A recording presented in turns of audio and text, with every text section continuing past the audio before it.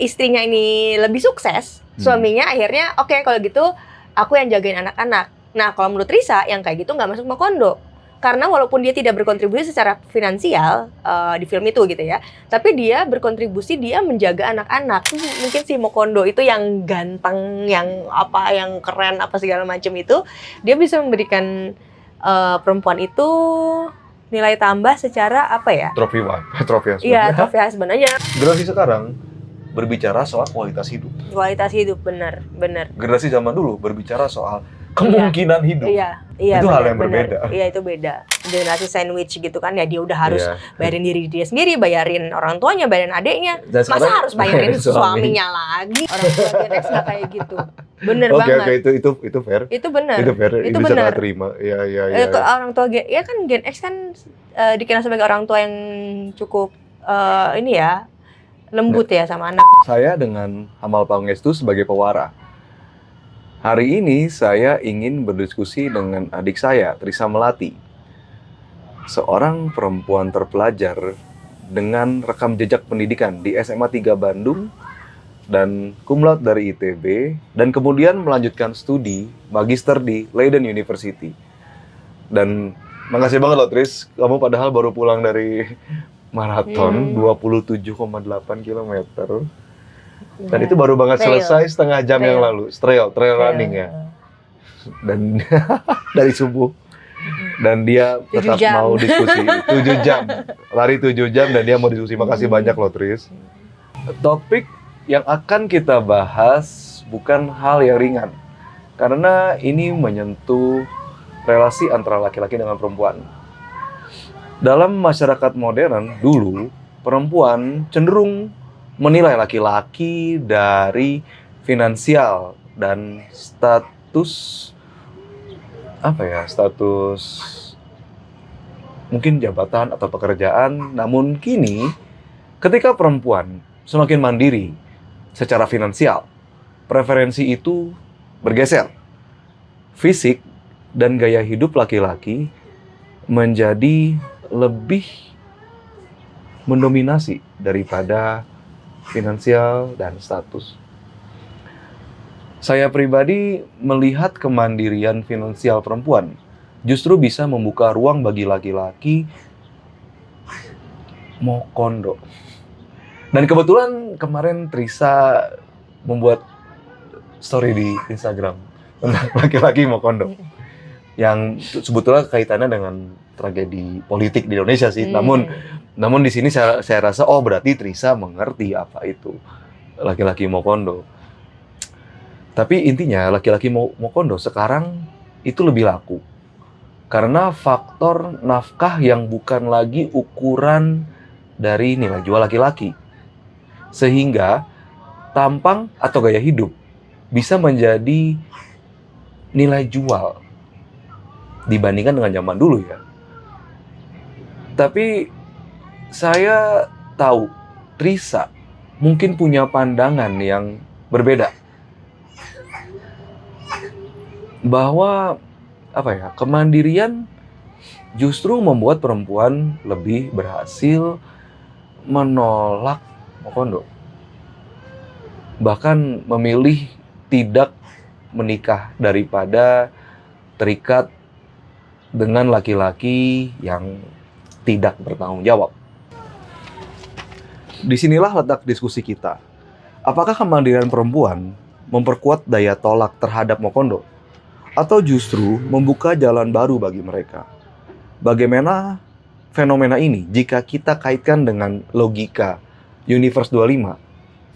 Mungkin ada yang pernah mendengar Universe 25, mungkin ada yang belum, tapi nanti akan saya jelaskan apa itu Universe 25.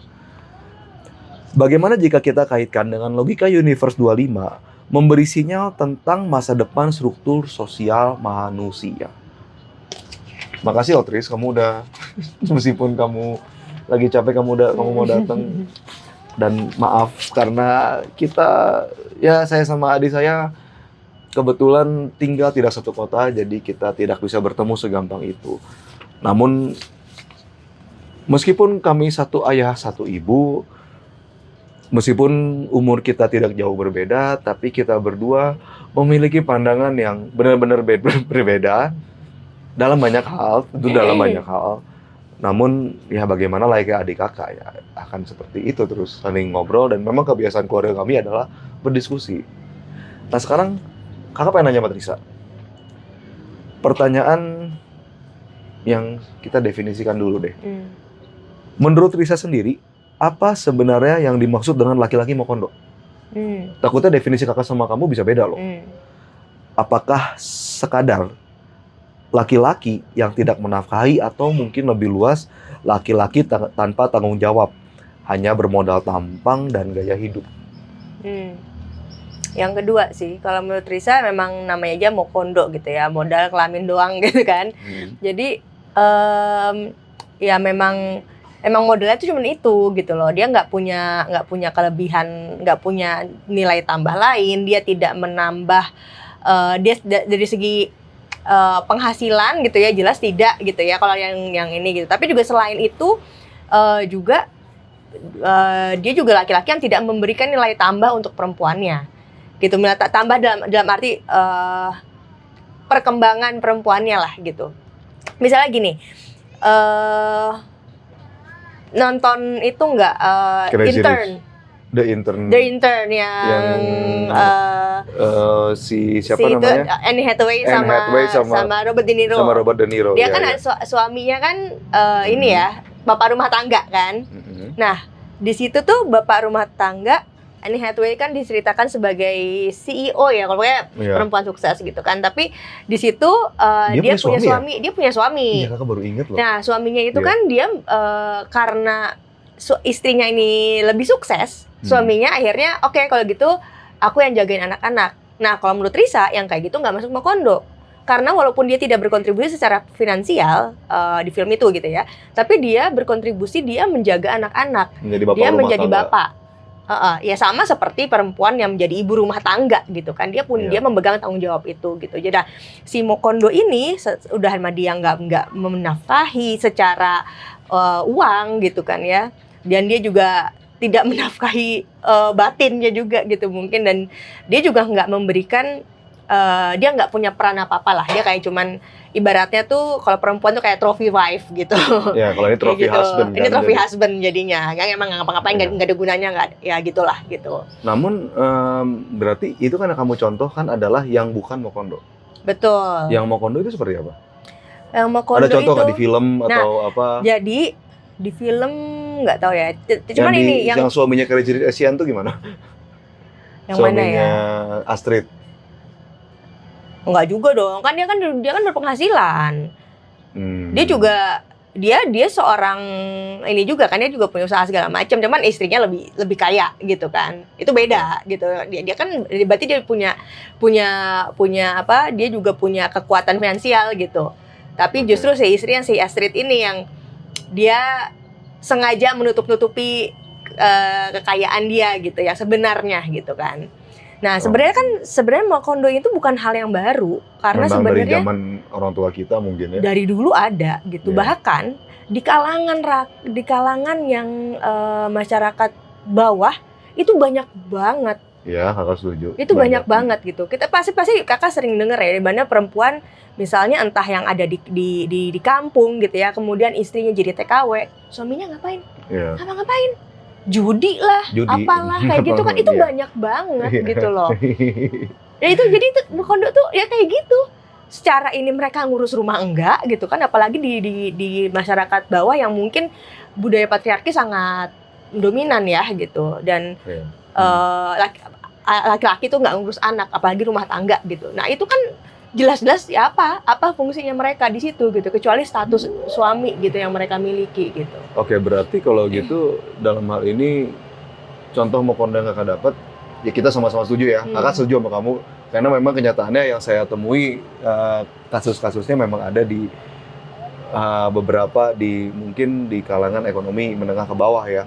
Karena saya pernah berhubungan dengan beberapa relasi, dan saya ternyata ya suaminya ya yang kerja adalah istrinya, yang suaminya tidak bekerja, yang bahkan hanya main judi atau Judi. mungkin game online atau ya pokoknya suatu hal yang tidak ada fungsinya. Ya. Apalagi trofi husband ya. Trofi husband juga bodoh-bodoh trofi husband gitu kalau saat ini. Ya itu masuk akal. Oke, kita setuju dalam hal ini. Dalam definisi Mokondo, maka kalau gitu saya masuk di bagian 2. Konsekuensi dari definisi luas tadi. Jadi bukan hanya laki-lakinya tidak tanggung jawab secara finansial, tapi juga tanggung jawab terhadap rumah tangga. Tanggung jawab rumah tangga ya. Jadi mungkin itu lebih gampang. Gimana menurut kamu mendefinisikan itu sebagai tanggung jawab rumah tangga? Bisa lah. Karena kalau tanggung jawabnya ini berarti moral ini apa gitu? Iya. Berarti kan ini Mokondo ini dalam artian nih Mokondo suami istri gitu ya? Iya. Ya, oke. Nah, kalau kita terima bahwa Mokondo itu soal tanggung jawab secara menyeluruh, bukan hanya nafkah, berarti kemandirian perempuan seharusnya membuat perempuan itu lebih kritis nih. Betul. Berarti sebetulnya bisa lebih ngerasa, saya sih nggak butuh laki-laki ini. Menurut Risa, apakah perempuan sekarang memang lebih tegas menolak Mokondo dalam semua bentuknya? Atau hanya di kalangan tertentu aja tadi yang kamu bilang? Ya. Ini sebatas sepengetahuan Risa ya. Risa nggak ada studinya, nggak apa-apa. Kita semua berdasarkan ini pengalaman. cuma pengamatan doang gitu ya.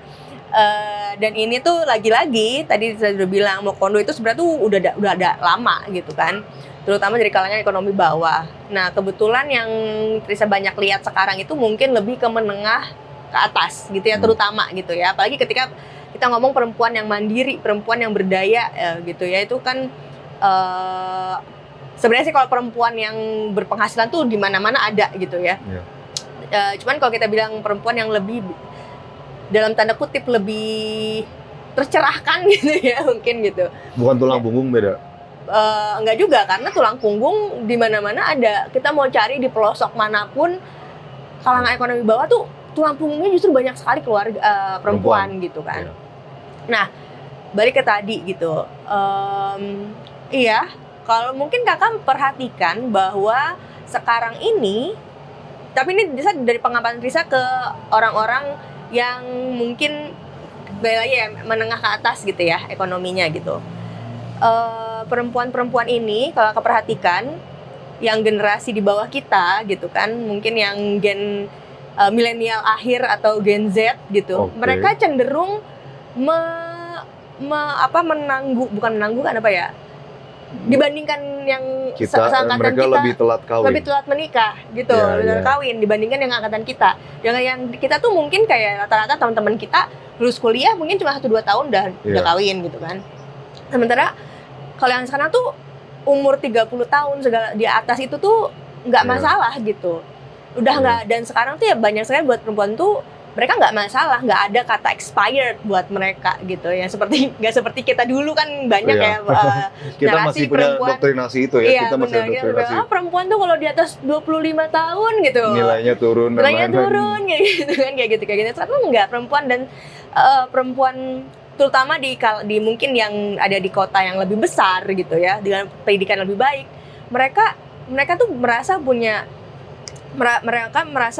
kekuatan gitu untuk bisa, daripada aku menikah atau berkeluarga tapi tidak optimal, lebih baik enggak. Mereka punya keberanian untuk mengatakan tidak. Dan ini bahkan banyak teman-teman Trisa yang ya seumur Trisa gitu bahkan gitu ya, yang mungkin sudah lewat masa yang dulu kita bilang dalam tanda kutip gitu ya, expired itu gitu.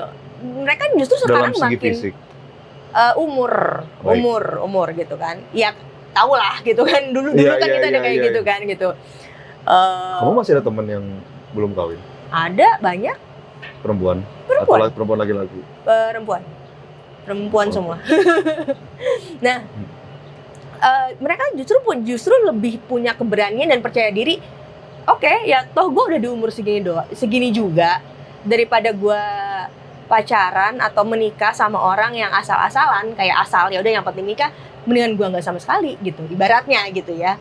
Tentu mereka tetap berusaha untuk mencari pasangan yang sesuai sama ini, tapi jelas for sure mereka nggak akan mencari yang mau kondo Iya. itu gitu. Nggak akan menurunkan Standar mereka. standarnya. Mm-mm.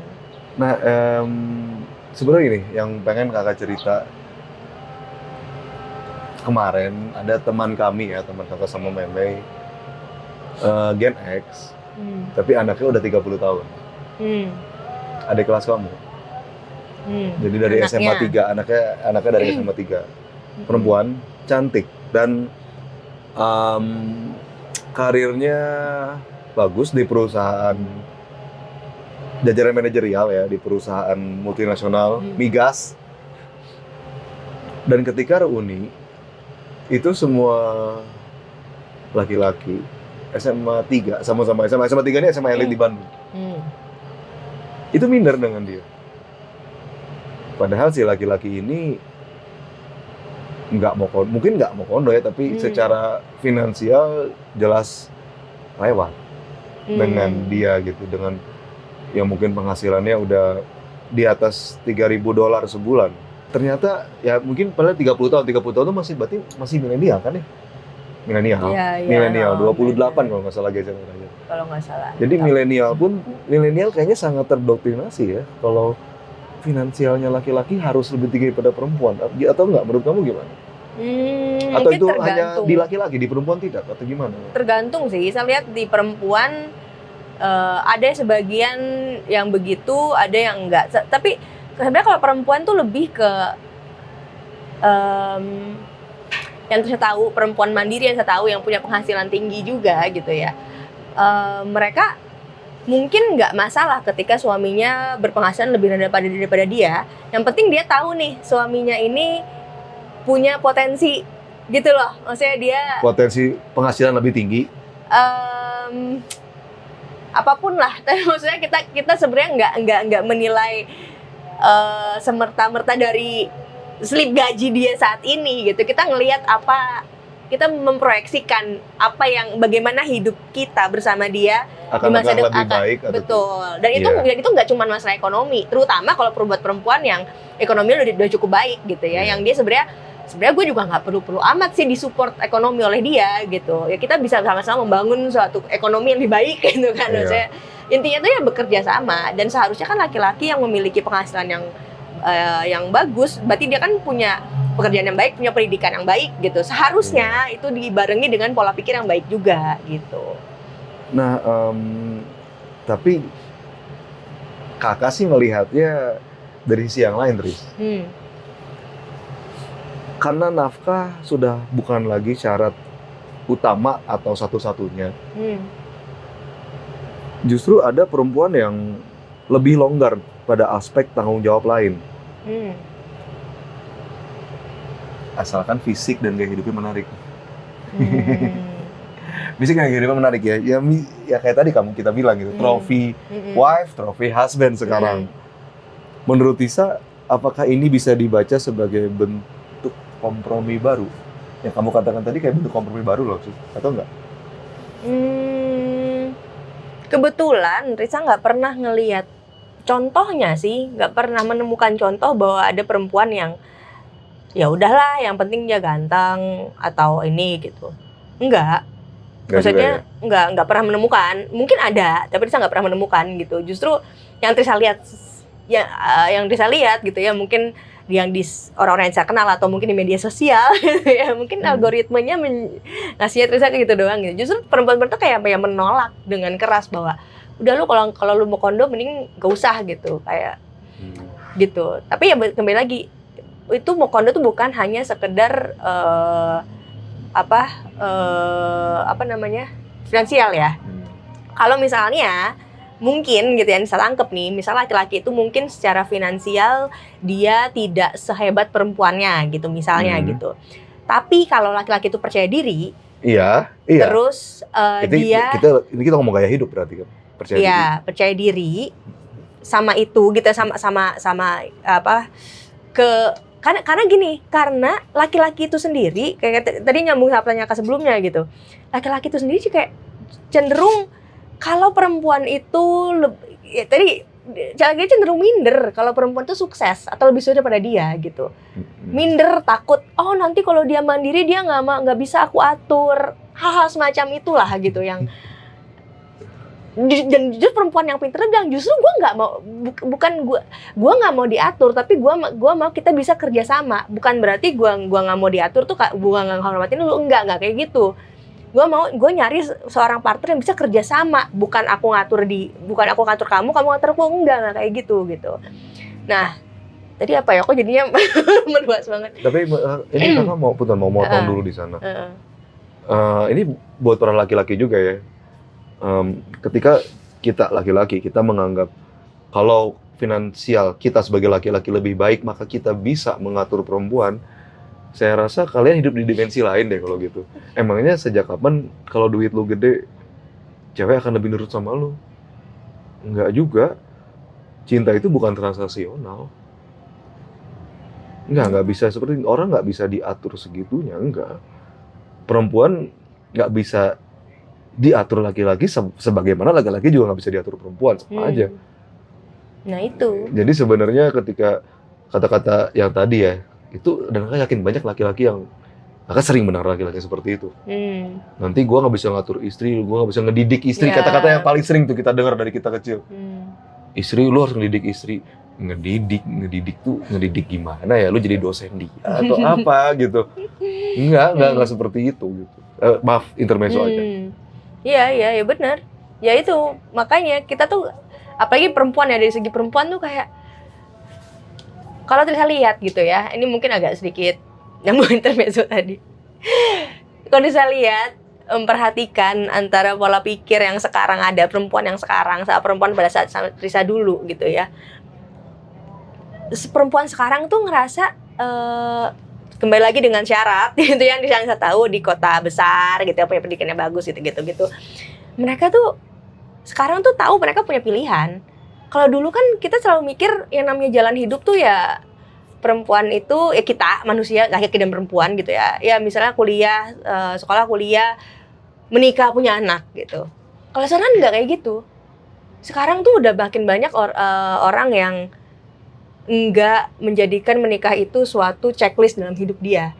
Kalau iya ya oke, tapi itu bukan checklist, bukan suatu yang harus dilakuin gitu. Bukan bucket list gitu. Maksudnya itu bukan suatu dalam mandatory gitu loh. Menikah itu pilihan, punya anak itu pilihan. Kakak tahu sendiri kan sekarang tuh ya child free gitu kan sangat banyak gitu kan. Tapi lagi-lagi ya itu di kalangan tertentu. Betul. Dan sama-sama juga sama soal anak gitu. Ini kayaknya nanti nyambung sama pembahasan si apa tadi namanya? apa percobaan itu tadi? Ya, itu tadi Universe 25. Ya, itu akan nyambung ke situ kayaknya. Sekarang juga kan ya kalaupun orang menikah punya anak, biasanya sekarang tuh banyak banget yang anaknya cuma satu. Iya. Banyak banget. Ketika mereka teman-teman kami juga. Anaknya cuma satu udah. Iya. Gitu. Udah satu cukup gitu. Iya. Kayak gitu kan gitu. Jadi tapi kalau kakak simpulkan dari yang tadi kita bicarakan berarti ya benar ini adalah sebuah bentuk kompromi. Kakak ngambil hitam putih ya. Hitam putih nih. Jika perbandingannya adalah kalau untuk pandangan pertama, kita ngomong pandangan pertama, kita nggak ngomong perkawinan, kita bahkan mungkin tidak ngomong pacaran. Tapi misalnya untuk zaman sekarang, apakah perempuan muda itu katakanlah 20 tahun, 25 tahun, 20 hingga 25 tahun, mungkin untuk zaman dulu, kalau mereka disuruh milih antara dua laki-laki gitu. Yang pertama adalah dia om-om, berpenampilan om-om, tapi dengan mobil mewah, jam tangan mewah, ketemu di mall, mereka akan mungkin lebih mau. Sementara zaman sekarang, perempuan 20-25 tahun, apalagi sudah bekerja, melihat om-om yang seperti itu, ya mungkin nggak pasti mereka lebih milih yang berpenampilan menarik, meskipun ini ketemu di mall ya, anggaplah dia datang jalan kaki lah, atau dari motor atau apa gitu. Secara kompromi mungkin lebih menerima yang kedua. Seumuran lah anggap. Apalagi dengan paradigma kalau dia kawin sama om-om, jangan-jangan dia disuruh meninggalkan karirnya. Iya nggak sih? Nggak kebayang, tapi kayaknya nggak juga deh. Akan mau maksudnya lebih Maksud- permisif sama om-om dengan mobil mewah. eh Mana ya? Bingung juga. Yang secara penampilan terlihat kaya gitu. Kalau tadi kakak bilang ini cuman ngomong soal initial reaction gitu ya. Apa cuman kakak tadi bilang kalau di mall baru ketemu kenalan gitu kan. Iya. Iya. Yang nilai jual lebih tinggi ya mungkin ya. Gimana ya? Itu kayak om-om kayak segala macem tuh itu kayaknya itu jenis manusia yang berbeda deh. Yang gini. Itu jenis perempuan yang berbeda. Perempuan yang tertarik sama om-om kaya. Itu jenis perempuan yang berbeda dengan perempuan yang mau sama orang seumuran gitu. Ngerti nggak maksudnya? Untuk zaman sekarang ya? Kayak zaman dulu juga sama deh. Oh, ya? Emang enggak? Zaman dulu sepertinya seperti kasus Datuk Maringgi itu hal yang biasa. Nah kalau itu kan dijodohin. Dijodohkan dan kalau kamu ingat zaman kita loh dulu pernah ada lagu Jamrut. Yang mana? Tapi kau kabur dengan duda anak 3 pilihan ibumu. Kalau kamu ingat. Kalau kamu ingat video klipnya ya. Iya, itu kan berarti kan dipilihin orang kan. Maksudnya itu karena Dipilihin. Itu kan zaman sekarang dipilih itu nggak terjadi. Enggak. Bukan enggak ya, lebih jarang. Karena sekarang ya perempuan Orang tua Gen X tidak demikian ya. Bener, orang tua Gen X nggak kayak gitu. Bener banget. Oke, itu fair. Itu bener. Itu fair. Itu bisa bener. nggak terima. Ya. Orang tua ya kan Gen X kan dikenal sebagai orang tua yang cukup ini ya lembut ya sama anaknya ya. Nyantai. Maksudnya dibandingkan dengan kita yang orang tuanya boomers. Oke. Iya, Itu masuk. kayak gitu. Itu masuk akal. Baik, itu sekarang pertanyaan berikut ya. Dimensi budaya dan simbolik. Dalam kacamata budaya, tubuh laki-laki kini sering dijadikan simbol daya tarik. Menurut Tisa, apakah ini sedang membentuk citra baru tentang maskulinitas? Bahwa fisik bisa menggantikan tanggung jawab. Menurut Risa, apakah pergeseran ini hanya tren media ya, medsos, atau tanda pergeseran budaya yang lebih dalam cara masyarakat menilai laki-laki? Sebagai contoh, kakak ngelihat ada sosial eksperimen di TikTok, tapi ya lagi-lagi nama sosial eksperimen bisa jadi itu hanyalah adegan rekaan ya. Cuman buat engagement. Iya, tapi ada cowok yang tiba-tiba nggak gandeng cewek gitu, random di mall. Terus mau nggak pura-pura jadi pacar aku? Nanti aku beliin, aku jajanin deh, aku ajak makan. Oh ya mau, dan emang mau, ceweknya diajak kemana-mana gitu. Dan ceweknya direkam, emang dia nggak rekamannya, emang saya mau eksperimen sosial nikah dan lain-lain. Terus kok mau sih saya ajak jalan-jalan? Terus ceweknya jawab, ya soalnya ganteng sih. Makanya kakak berpikiran tadi gitu. Itu mah dari dulu. Kalau orang ngajak kenalan, ganteng ya mau lah. Berarti dari zaman 1980, anggaplah itu juga demikian. Iya. Berarti yang apalagi kalau sekarang untuk konten ya. Maksudnya kalau sekarang kan orang kayaknya akan melakukan apapun soal demi konten kan, termasuk perempuannya juga. Jadi kayaknya ya makin lagi sekarang gitu. Apalagi kalau misalnya dia mau, misalnya kalau kita ngomong dalam konteks sekarang yang tadi contoh tadi, ya misalnya dia tahu, perempuan itu tahu bahwa oh ini akan jadi konten, iya dia pasti bakal milih yang cowoknya bagus dilihat dong, kan buat konten. Iya juga sih. Iya. Soalnya kalau dia sama-sama cowok yang katakanlah secara fisik kurang tidak menarik, dia malah jadi bulan-bulan netizen, yang mana mau dia gitu. Nah, kalau gitu kita bahas masalah medsos juga nih. Jujur ketika saya membawa teori soal Mokondo ini ke istri saya nggak setuju. Meme nggak setuju, Tris. Karena kalau menurut Meme, justru bukankah sekarang perempuan lebih materialistis ya? Kalau meme lihat di medsos yang kalau mau nyari cowok gajinya minimal berapa sih? Jawabannya nggak masuk akal semua kan, 20 juta, 30 juta, 40 juta, 50 juta, bahkan sampai 100 gitu. Yang motornya harus gini, mobilnya harus gitu. Tapi setelah saya pikir-pikir, saya juga pernah membaca beberapa artikel, justru itu bukan materialisme, tapi lebih kepada perempuan zaman sekarang, kalau untuk menyaratkan laki-laki sebagai finansial, dia akan menaruh yang tinggi. Karena dia sendiri sudah, kalau anggaplah dibilang, saya mau gajinya masuk akal lah, minimal UMR. Si cewek itu juga udah UMR gitu. Kenapa harus nyari laki-laki yang UMR lagi gitu? Kalau memang, kalau memang mencari suatu hal hubungannya jangka panjang gitu. Atau mungkin itu lebih kepada menyiratkan kalau ketika memberikan sebuah batasan yang sangat tinggi, itu menyiratkan kalau dia tidak sebutuh itu lagi sama laki-laki. Sementara kalau zaman dulu gitu, karena yang mencari uang hanya laki-laki ya, maka gaji UMR pun atau gaji yang penting mencukupi untuk hidup pun ya mungkin diterima. Nah, secara logika malah aneh ya. Secara logika malah jadinya ini ya. Reverse psychology. Kalau soal itu apa ya?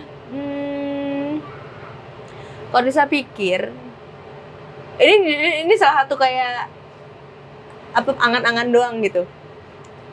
Sama sekali nggak ada itu, cuma kayak thinking out loud. Jangan-jangan perempuan itu ngomong, suami atau laki-laki itu harus gini syaratnya, gajinya segini, gini, terus harus begini. Jangan-jangan itu sebenarnya ungkapan kekesalan kami karena dulu tuh kita yang digituin. Dulu perempuan yang diharuskan punya syarat setinggi itu. Tentu bukan dalam. Nggak ngerti. Jadi gini, perempuan itu dulu dituntut, istri, mungkin kakak ini juga sebagai laki-laki mungkin kakak familiar gitu bahwa aku kalau punya istri gitu ya, istriku harus pintar, harus sekolah, harus tinggi, kayak gitulah secara fisik gitu kan, kayak gitu-gitulah secara fisik bla bla bla punya secara masing-masing gitu kan. Atau bahkan gue laki-laki Indonesia pasti carinya yang putih, rambut panjang, kurus kayak gitu kan, standar banget lah gitu kan. Bihun aja Bu. Pokoknya gitulah gitu. Terus harus pintar juga, harus gini, harus gitu, harus gini. Tapi nanti kalau udah nikah dia harus resign dari pekerjaannya, dia harus jadi ibu rumah tangga yang baik, bla bla bla kayak gitu. Dia harus mau diajak susah. Harus mau diajak susah. Kayak gitu kan. Ya. Jadi sebenarnya tuh yang memulai itu ya memulai syarat aneh-aneh itu ya sebenarnya nggak ada sih siapa yang mulai dulu. Kalau kita mau ngomong siapa yang memulai juga mungkin zaman dulu juga kalau malah ngomong telur sama ayam ya.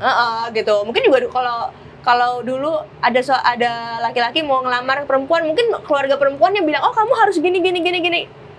Balik ke periudahan tadi. Cuman intinya adalah balik lagi, karena yang saya bilang tadi, perempuan sekarang itu memiliki pendidikan baik segala macam, mereka tuh penasaran, mereka udah bisa memilih, mereka punya pilihan. Jadi ya kalau misalnya gitu, balikin ke yang dulu, kalau dulu laki-laki bisa menuntut pengen punya istri yang gini-gini yang tidak masuk yang tidak realistis itu, kenapa perempuan enggak? Iya, itu masuk akal. Tapi kakak setuju sama itu. Tapi ini mereka sudah bisa memilih. Itu apakah karena ada kemandirian dan itu berasal dari finansial? Kalau saya menurut kakak iya. Iya, karena mereka merasa ya, gue juga mampu, ya, gue nggak perlu. Ya. Ibaratnya aku nggak disupport seorang laki-laki, seorang suami pun aku mampu. Aku bisa keliling dunia sendiri. Aku bisa segala macam-macam sendiri gitu. Bahkan yang tadi kamu bilang ya, dari kalangan menengah bawah, Gen Z itu tidak hanya Gen Z perempuan, tidak hanya menghidupi dirinya sendiri, tapi menghidupi keluarganya dan orang tuanya juga. Betul. Di sana banyak ya pasti mereka merasa ya saya mampu mau menghidupi diri saya, bahkan menghidupi orang tua saya. Kenapa dia harus butuh mau kondo misalnya? Atau butuh laki-laki yang hanya mau mengatur dan nyuruh resign. Ya apalagi kalau misalnya Hmm. dia ini dengan dia jadi generasi sandwich gitu kan, ya dia udah harus Iya. bayarin diri dia sendiri, bayarin orang tuanya, bayarin adiknya. Dan Masa sekarang harus bayarin suami. suaminya lagi gitu kan? Rugi amat gitu kan. Ya maksudnya Bayarin mertuanya. ya dari dulu juga sebenarnya udah ada yang kayak gitu. Cuma sekarang tuh ya udah lebih pintar, udah bisa bilang enggak gitu. Karena buat perempuan sekarang mungkin ya namanya perkawinan itu, status sebagai istri itu nggak sepenting dulu gitu.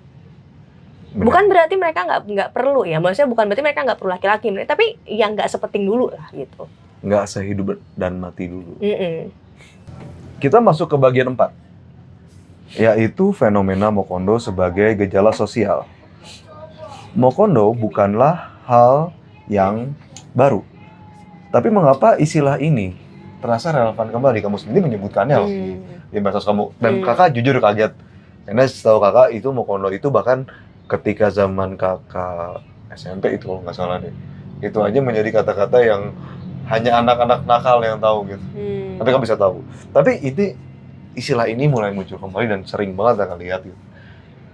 Misalnya cowok Mokondo pergi aja deh, cowok Mokondo apa gitu. Itu sering kakak lihat. Berarti kan ini menjadi fenomena yang sering dibahas sekarang. Apakah karena masyarakat lebih berani menyebutnya, atau karena perilakunya yang zaman sekarang memang makin jelas, makin banyak? Dan jika perempuan mandiri berani menolak Mokondo, menurut Risa, apakah ini berarti kita sedang menyaksikan proses seleksi sosial yang membuat laki-laki tanpa tanggung jawab perlahan tersisih? Yang pertama kayaknya emang karena pengaruh media sosial ya. Sekarang kan media sosial segalanya. Iya. Terutama buat yang Gen Z ke bawah gitu kan, Gen Z Gen Alpha gitu. Nah, dan mereka tuh banyak menggunakan istilah yang digunakan oleh kita dulu gitu, atau orang tua mereka dulu. Dan menurut mereka Iya tuh lucu, dan menurut mereka tuh lucu. Dan mungkin istilah itu digunakan kembali oleh orang-orang yang cukup penting, influencer atau key opinion leader gitu, sehingga kata-kata itu jadi diserap juga oleh orang yang lain-lain, dan makin sadar nih, perempuannya makin sadar. Jadi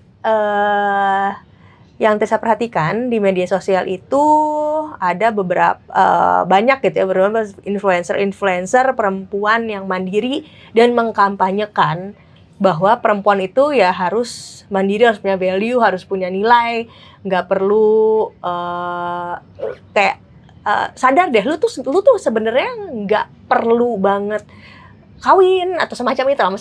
Maksudnya bukan hal yang dulu tuh seperti suatu keharusan gitu, suatu keniscayaan, sebenarnya tuh lu nggak perlu loh gitu. Kalau mau kawin, ketemu jodoh kawin, good for you, tapi kalaupun enggak ya nggak apa-apa gitu. Dan itu udah mau habis. ya udah di charge, Mana charge-nya? nggak tahu, mama nggak tahu di mana. Iya, mama nggak tahu di mana. Di tas mama coba cari, di tas mama coba cari. Ya lu beda banget tuh sama itu ponakan saya yang paling kecil. Ponakan paling kecil ya, bukan berarti cucu yang paling kecil. Dia cucu kedua paling kecil lah Trisa. Ya memang, tapi memang bukan sebuah keniscayaan, tapi maksudnya lagi-lagi kakak bilang tadi ya, hidup dan mati. Nggak lagi hidup dan mati. Ya itu kan sebenarnya sekarang tuh makin banyak dikampanyekan. Iya. Dan perempuan-perempuan influencer ini banyak pengikutnya, dan banyak yang kita oh iya juga ya, bener juga ya, kayak gitu. Makanya akhirnya sampai ya itu tadi ibaratnya pola pikirnya terserap oleh pengikutnya, istilah-istilahnya pun juga diserap juga, dipakai juga gitu. Makanya mungkin kenapa istilah itu juga jadi banyak dipakai lagi sekarang gitu. Terus tadi yang kedua apa? Pertanyaan kedua Bukannya apa? ya nanti ya. Lagi di charge. Inilah kami sambil kami membuat video, kami juga mengurus anak. Trisa bahkan habis dari lari Pak, lari sejauh itu masih harus diskusi, dan kita mengurus anak. Jadi sebenarnya kita ngomong gini, kita juga adalah, kita berprokreasi kok ya Tris ya. Kita keluarga biasa kok. Tapi kita mencoba tetap membahas sosial yang mungkin memang lebih realistis zaman sekarang. Kalau yang menurut aku yang kamu bilang tadi, influencer yang menyatakan hal tadi, ya dia menyatakan hal yang realistis. Nah, sekarang kita masuk ke bagian 5. Yaitu yang tadi saya bicarakan di pembukaan, yaitu masalah Universe 25. Dan kalau saya boleh jelaskan lagi apa itu Universe 25. Sebelum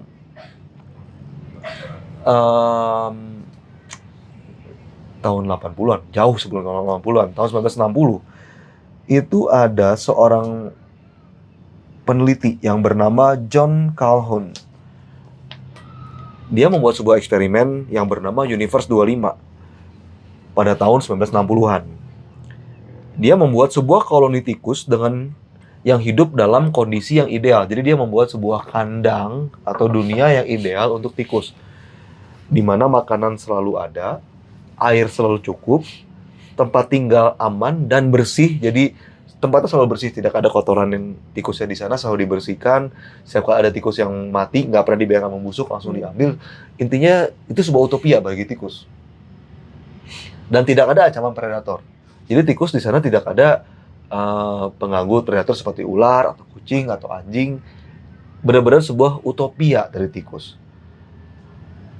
Pada awalnya ketika setahun pertama, populasi tikus itu berkembang pesat. Meledak, terjadi ledakan populasi. Namun tetap berusaha dipenuhi oleh makanannya, tetap dipenuhi. Jadi tetap makanannya tidak dibiarkan kekurangan. Kebersihan pun tetap dijaga karena memang sudah diduga pasti yang pertama ada lonjakan populasi. Tapi setelah tahun kedua, tahun ketiga terjadi sebuah keanehan. Tikus jantan kehilangan peran proteksinya. Dan tikus betina berhenti merawat anak. Dan muncul kelompok tikus ganteng. Sebuah kelompok tikus yang jantan, tapi ganteng dan disebut sebagai beautiful ones. Jadi tikus yang dia hanya diam dan merawat diri sendiri. Dan itu jantan gitu. Dan itu jantan. Dan dia tidak mau kawin, apalagi bertarung.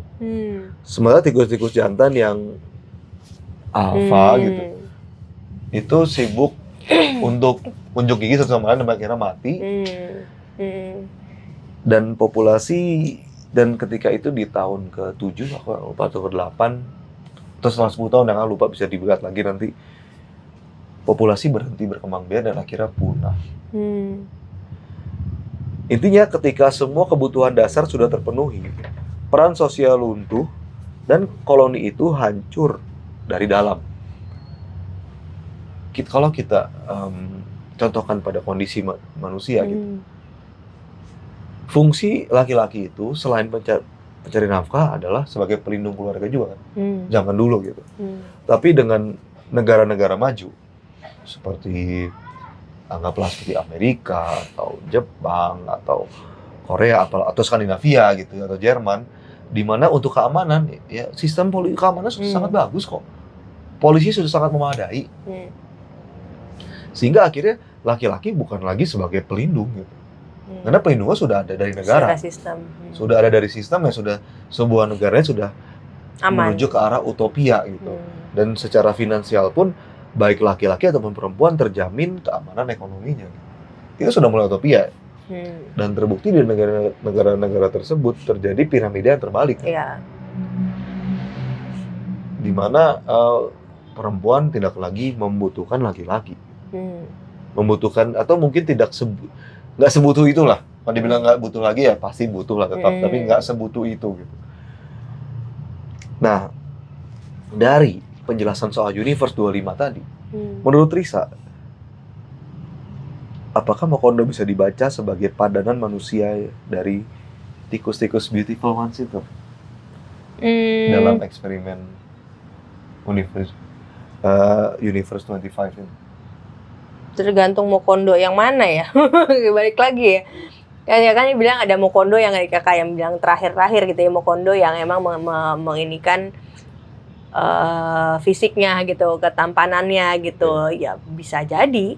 Tapi kalau misalnya mau kondo, ya mereka kan sebenarnya mau kondo dari dulu juga ada, dari sebelum kita jadi lebih dari sebelum perempuan lebih berdaya dan ini pun mau kondo tuh ada gitu loh maksudnya. Jadi apa ya? Tapi kalau tadi misalnya ada laki yang bersolek segala macam ya bisa jadi seperti itu gitu. Tahu kan banyak hal-halnya juga yang cukup mirip ya, kayak sebenarnya kayak kita juga gitu yang tadi kita udah sempat diskusikan gitu, bukan perempuan sorry, Laki-laki. enggak ya, Tikus. enggak manusia Oke. kita gitu ya pada umumnya juga kan semakin sedikit kayak menunda perkawinan, terus menunda anak, kalau punya anak cuma satu gitu kan, kayak gitu itu kan terjadi juga gitu. Iya, dalam Universe 25 ya kan di kita juga terjadi kayak gitu ya. Cuman kalau lucunya kalau di kita tuh justru apa ya, alasannya seenggaknya yang Tessa tahu ya dari ini agak nggak menjawab soal si Mukondo tapi soal si berkembangbiakan tadi gitu. Justru yang Tessa tahu alasan orang-orang sekarang tidak berkembang biak itu ngomongnya salah, minim gitu, misalnya minim punya anak gitu. Prokreasi. Ya. Prokreasi. Berkembang biak banget yang ngomongnya. Ya sama aja sih berkembang biak, hal yang benar sih. Iya sih, Ya, maksudnya ngomongnya kayak nggak punya anak sebanyak dulu gitu, sebanyak mungkin generasi kita atau generasi orang tua kita itu justru karena ngerasa mereka nggak merasa mampu, nggak merasa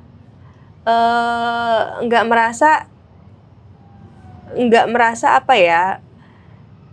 Kalau tadi kan utopia itu kan dengan kondisi yang utopia ideal, yang orang tuh udah nggak, ibaratnya tikus-tikus ini udah nggak perlu memikirkan cara bertahan hidup, mereka justru nggak mau berkembang biak. Kalau kita justru seenggaknya alasan yang dikemukakan orang-orang gitu ya, yang tidak mau punya anak segala macam, justru karena aku nggak mau anakku terlantar. Aku nggak mau anak. Ya itu alasan yang selalu dikemukakan kan. Iya, ya dan atau misalnya kayak ya itu gitu. Tapi aku kamu tahu, Tris, dulu alasan kenapa generasi nenek kita itu beranaknya banyak. Ingat? Supaya saling menjaga. Bukan. Ngurusin, banyak rezeki. Ini kalau banyak anak banyak rezeki. Ini kalau alasan nenek ya, paling nggak zaman nenek sama buyut ya. Mungkin kalau atasnya lagi beda lagi, tapi kalau generasi atasnya lagi beda lagi. Tapi kalau generasi nenek sama buyut kita, alasannya karena dulu kematian anak tinggi. Iya. Eyang kita tuh harusnya generasi eyang kita yang sekarang kan hanya 6. Sebetulnya ada harus ada 10. Jadi pasti ada yang meninggalnya gitu. Sehingga yang memang alasannya untuk bertahan hidup zaman dulu. Tapi kalau sekarang kita ngomongnya adalah supaya tidak terlantar. Kita nggak mau bertahan hidup loh. Iya. Kita ngomongnya terlantar atau tidak loh, bukan hidup atau tidak. Itu hal yang berbeda. Iya. Generasi sekarang berbicara soal kualitas hidup. Kualitas hidup benar. Generasi zaman dulu berbicara soal kemungkinan hidup. Iya. Itu hal yang berbeda. Iya, itu beda. Mungkin itu sih perbedaannya. Dimana zaman sekarang lebih utopia daripada dulu. Maksudnya lebih mendekati utopia dibandingkan dengan zaman kakek sama nenek kita. Iya. Ya dulu kan kalau nggak anaknya meninggal, ibunya yang meninggal. Gimana menurut kamu? Iya benar sih. Karena kalau sekarang ya dengan pengetahuan yang jauh lebih maju ya. Jadi secara mortalitas ibu dan anak tuh jauh lebih rendah gitu kan. Iya. Ada banyak sekali intervensi yang bisa dilakukan gitu untuk mencegah itu gitu kan. Dan dari segi kecerdasan ya ilmu dan kesadaran diri segala macam juga udah lebih, ya itulah. Tumben kamu terbata-bata menjawab kakaknya. Itu gimana itu, nangis coba. Nah, berarti menurut Risa perempuan mandiri otomatis menjadi filter agar beautiful ones tidak laku. Iya. Iya. Ada nggak, Tris? Ini berat sih yang pertanyaan. Ada nggak sih kemungkinan ada perempuan yang memberi ruang bagi Mokondo? Pasti ada lah. Pasti ada. Kira-kira seperti apa? Ini emang perempuan yang emang Jelas nggak seperti kamu kan? iya, enggak. Tapi ya pasti ada aja. Maksudnya. Ya mungkin emang Mungkin pengen anggaplah Mokondonya dari kalangan menengah, terus akhirnya dikawin sama kalangan menengah bawah gitu. Ya bisa jadi.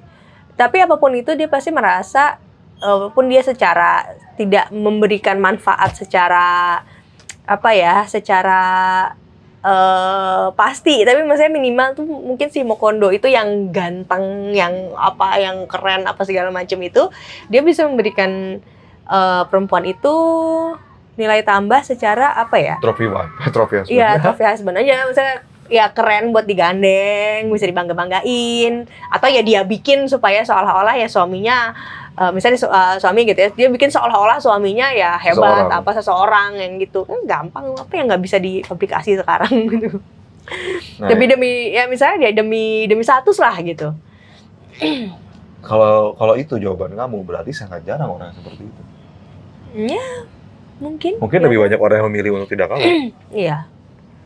Dan pada akhirnya, menurut Risa, apakah kemandirian perempuan akan memperkuat struktur sosial kita atau justru melahirkan relasi baru yang lebih dangkal dan individualistis? Dangkal itu Sehingga maksudnya akhirnya gimana? menuju utopia seperti Universe 25. Bisa jadi sih. Bisa jadi ke situ. Dan kamu tahu kalau yang terjadi seperti apa? Kenapa? Untuk dunia aja, untuk dunia saat ini ya. Cina tuh udah segitiga terbalik, udah pindah terbalik. Jepang, Korea jelas. Terus Uni Eropa, ya. Kamu tahu nggak yang tidak segitiga terbalik apa? India dan Nigeria.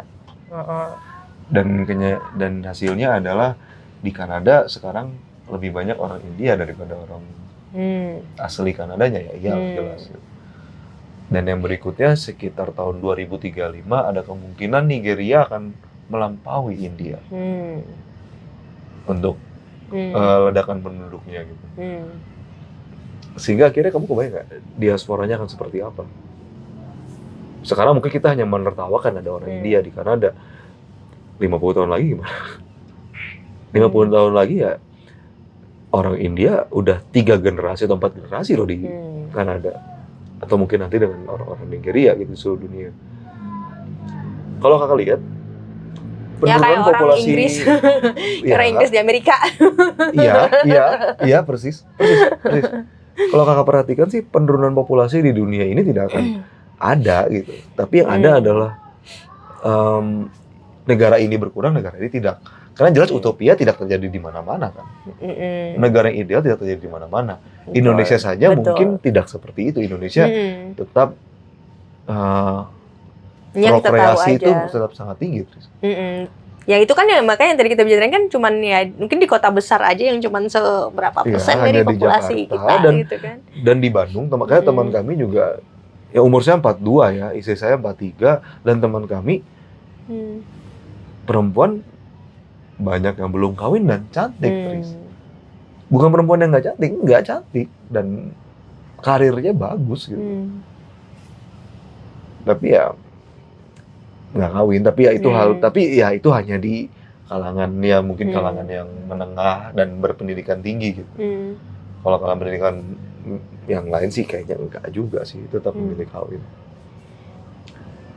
Baik Trisa, makasih banyak loh udah ngobrol hal ini, padahal kamu capek banget. Tapi jawaban kamu menarik banget. Makasih banyak. Jangan kapok loh ngobrol sama kakak. Oke.